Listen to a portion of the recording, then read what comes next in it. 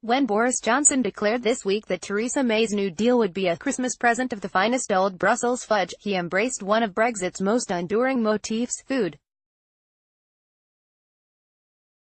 This week's Spectator cover story, Brexit is Served, is full of culinary metaphors.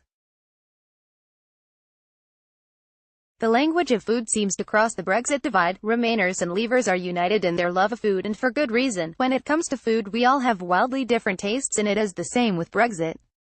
Like Marmite, you either love Brexit or you hate it.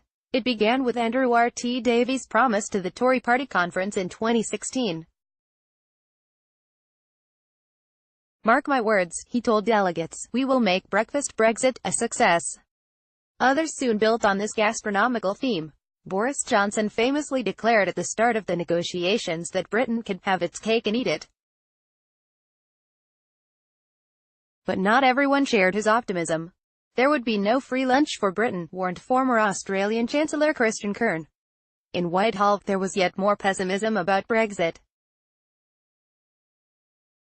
When he stepped down as permanent secretary at the International Trade Department, Sir Martin Donnelly said that Brexit was like giving up a three-course meal in exchange for the promise of a bag of crisps. But was he genuinely ruining Britain's departure from the EU, or unconsciously bemoaning the loss of all those expensive diplomatic dinners in Brussels? Meanwhile, Brexiteers talked up the idea of falling back on WTO rules in the event of no deal.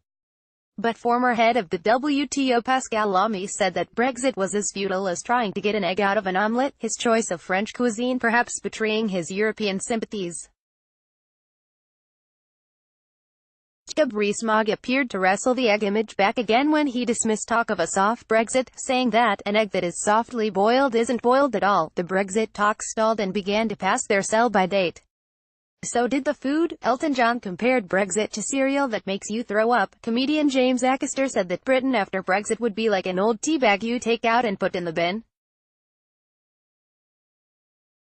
As Britain kept being rebuffed at the negotiating table by Brussels, the metaphors became increasingly fantastical.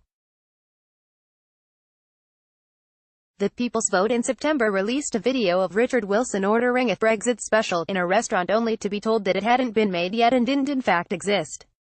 Indeed, Brexit has a sense of the fantastical laced into its very etymology. It is a portmanteau, a term coined by Lewis Carroll to describe a nonsensical word formed from two ordinary ones.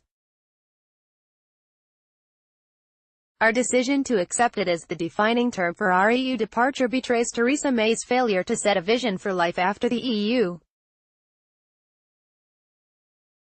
Her now immortal words, "Brexit means Brexit," left the word wide open for others to define. It is ironic, some would say prescient, that Brexit is a close cousin of the now defunct phrase, Grexit, an event which never came to pass. How different the situation could have been if our Prime Minister had sought to give Brexit a distinctive flavour from the start. Instead, what we are left with is a bland menu of half-baked deals from which even her own party refuses to order.